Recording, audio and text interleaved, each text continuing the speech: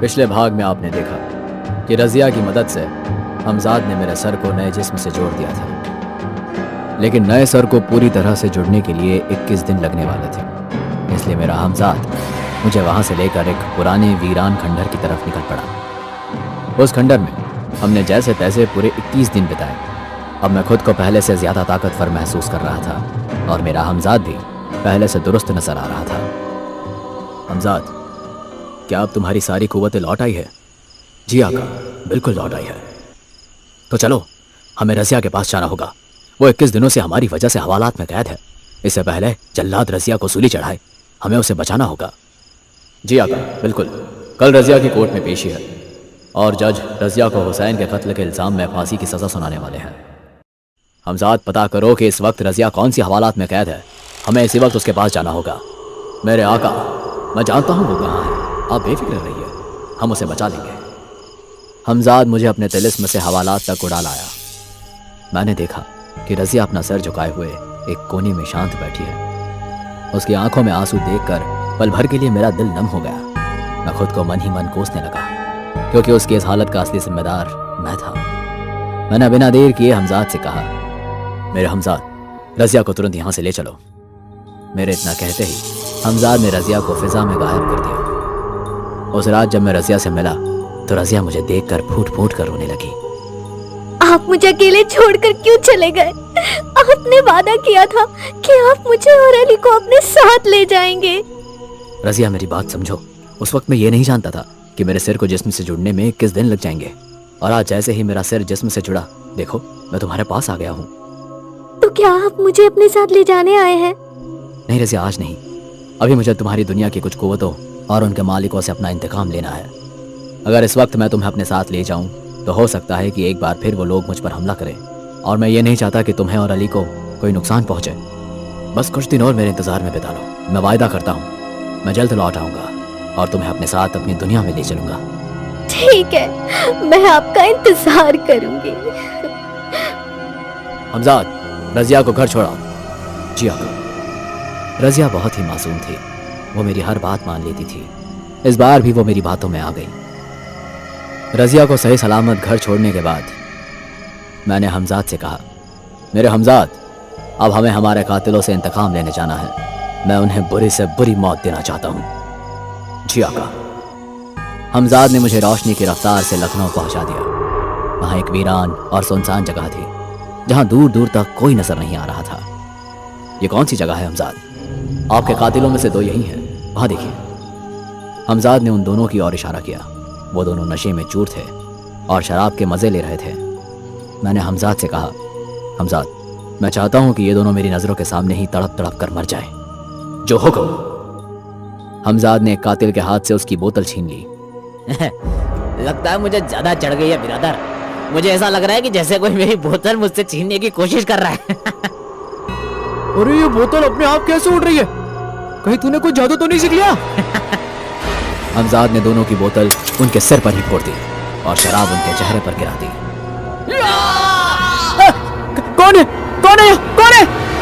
उसके बाद हमजाद ने उन दोनों कातिलों के चेहरे पर आग लगा दी। चेहरा शराब से भीगा हुआ होने के कारण आग ने तेजी पकड़ ली। दोनों दर्द से कराहते हुए वहां से भागने लगे, लेकिन इससे पहले वो भाग पाते हमजाद ने उन्हें फिजा में उठा लिया और एक नुकीले पेड़ पर दे मारा, जिसके बाद पेड़ की नुकीली टहनी उन दोनों की आंतों को चीरते हुए शरीर के आर पार हो गई। बहरहाल इन दोनों के बाद मैंने दो और कातिलों को इसी तरह मौत के घाट उतारा। अब बारी उस मौलवी की थी जिसकी वजह से मेरा कत्ल हुआ था। रात का अंधेरा छा गया था और उस वक्त मैं मौलवी के घर के बाहर पहुंचा। हमजाद, इस नामुरवत मौलवी को सबसे दर्दनाक मौत देनी होगी। जैसा हुक्म मालिक। मैंने मौलवी के घर का दरवाजा खटखटाया और जैसे ही मौलवी ने मुझे देखा तो उसके माथे पर शिकंजे आ गई। तू बेमुरवत, तू अब तक मरा नहीं? तूने तो मुझे खत्म करने में कोई कसर नहीं छोड़ी थी खबीस। पर कहते हैं ना, जिस पर खुदा की रहमत हो उसे तेरा जैसा एक मामूली मौलवी क्या मारेगा। यह तेरा घमंड बोल रहा है। तू भी जानता है कि तू अब तक अपने हमजाद की कुव्वतों से बचा है, पर अब तू जरूर मरेगा। जब मेरे साथ मेरा हमजाद नहीं था तब तू मेरा कुछ नहीं कर पाया, तो अब तू मेरा क्या कर लेगा? मैं जानता हूं कि मेरी कुव्वत तेरे सामने बस मुट्ठी भर है, पर यहां आकर तूने बहुत बड़ी गलती कर दी है। मैं ये भी जानता हूं कि तू मुझे मार देगा और मेरी मौत ही तेरे अंत का कारण बनेगी। अरे तुम तो बद्दुआ देने लगे बड़े मियां। ये बद्दुआ नहीं, ये चेतावनी है। मेरे मरने के बाद वो जरूर आएगी। वो सैलाब है जिसका तू सामना नहीं कर सकता। किसकी बात कर रहे हो तुम बड़े मियां? वही जिसकी कुव्वतों का तुम्हें कोई अंदाजा नहीं, वही जो अल्लाह की नेक बंदी है। तुम उसको देखते ही उससे वाकिफ हो जाओगे। आका, बिना देर किए इसे इसकी मंजिल पर पहुंचा देना चाहिए, वरना ये फिर कोई ना कोई साजिश जरूर करेगा। तुम बिल्कुल सही कर रहे हो। मेरा हुक्म सुनते ही हमजाद ने मौलवी को उल्टे पांव हवा में उठा लिया। तुम्हें अपने किए की सजा जरूर मिलेगी मौलवी। हमजाद ने मौलवी को ऊंचाई से नीचे फेंक दिया। मौलवी के सिर से खून बह रहा था और फिर एक बार हमजाद ने मौलवी का पैर पकड़कर उसे यूं घुमाया कि उसका सिर दीवारों पर जा टकराया। चारों ओर बस खून ही खून था और फिर हमजाद ने मौलवी की गर्दन उसके सिर से अलग कर दी, जैसे उस मौलवी ने मेरी की थी। बहुत खूब हमजाद। मौलवी को ठिकाना लगाने के बाद हम दोनों वहां से निकल गए। उस रात लखनऊ के एक सराय में हमने रात बिताई। मैं बहुत खुश था और उस खुशी में मैंने हमजाद से कहा, अरे मियाँ, क्या आज भी मेरी रात ऐसी ही खाली बीतेगी? क्यों ना तुम किसी हसीना का इंतजाम कराओ। जाओ, शहर की सबसे खूबसूरत हसीना को लेकर आओ। जो हो। हमजाद मेरा हुक्म सुनते ही गायब हो गया और जब वो लौटा तो उसके हाथ में एक परी जैसी लड़की थी। मेरे आका, ये इस शहर की सबसे खूबसूरत लड़की है। अब आप देख लीजिए, मैं चलता हूं। बहुत खूब। वो लड़की बिल्कुल परी जैसी थी, दूध से भी ज्यादा सफेद रंग, लंबे बाल, बदन तो ऐसा जैसे किसी जौहरी ने तराशा हो। शायद ये आज तक की सबसे खूबसूरत लड़की थी। मैंने उस हसीना के गालों पर अपना हाथ रखा और तभी उस हसीना को होश आ गया और फिर बाकी लड़कियों की तरह मैंने उसे अपनी झूठी कहानी सुनाई।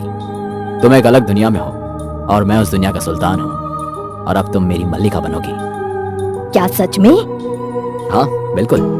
ये सुनते ही उस लड़की ने मुझे अपनी आगोश में भर लिया और मेरा माथा चूमते चूमते मेरे होठों तक आ गई। यह पहली बार था कि कोई लड़की मुझे पहली नजर में पसंद कर गई थी और मेरे साथ खुद ये सब कर रही थी। शाजिया ने मेरे होठों को चूमा तो मैं दंग रह गया। मुझे लगा आज की मेरी रात बहुत ही दिलचस्प होगी, पर अगले ही पल शाजिया ने मेरी गर्दन पर खंजर रख दिया। क्या हुआ? शाजिया की आंखें लाल हो चुकी थी। उसका रूप एकदम ही भयानक लग रहा था। क्या बात है शाजिया, कोई तकलीफ? तकलीफ तो तुम हो शैतान। तुमने मेरे वालिद जैसे चाचा को मौत के घाट उतार दिया और अब मुझसे पूछ रहे हो कि कोई तकलीफ? तुम उस मौलवी की भांजी हो? हाँ, और अब तेरा अंत होगा असलम। हमजाद, मेरे हमजाद। मेरे हमजाद के रहते तू ये कैसे करेगी?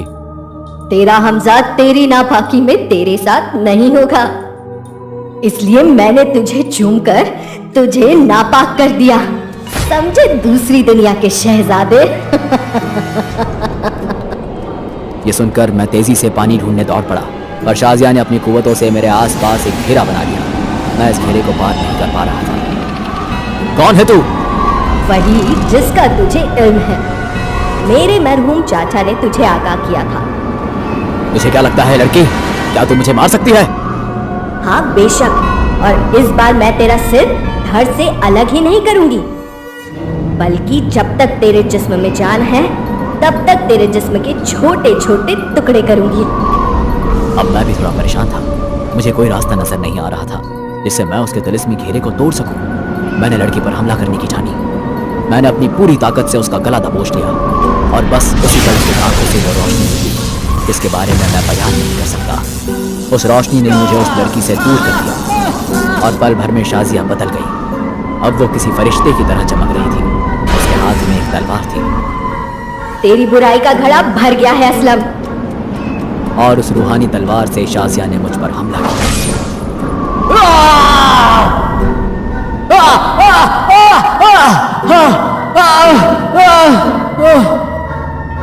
मेरे सामने कुछ कदम दूर हमजाद खड़ा था। उसकी आंखों में आंसू नजर आ रहे थे, लेकिन नापाक होने के कारण वो मेरे करीब ना आ सका। मेरा शरीर और जिस्म फिर से अलग हो गया। दोनों हिस्से तड़प रहे थे। शाजिया ने मेरे सिर पर एक बार फिर हमला किया और मेरे सिर के 2 हिस्से हो गए। तेरा यही अंजाम होना था असलम। तेरे गुनाह ही तेरे अंत का कारण थे। हेलो दोस्तों, अगर आपको ये वीडियो पसंद आई हो तो इसे लाइक और शेयर करें। ऐसी ही वीडियोस देखने के लिए हमारे इस चैनल को सब्सक्राइब करें। तो मिलते हैं अगली वीडियो में, तब तक के लिए नमस्कार।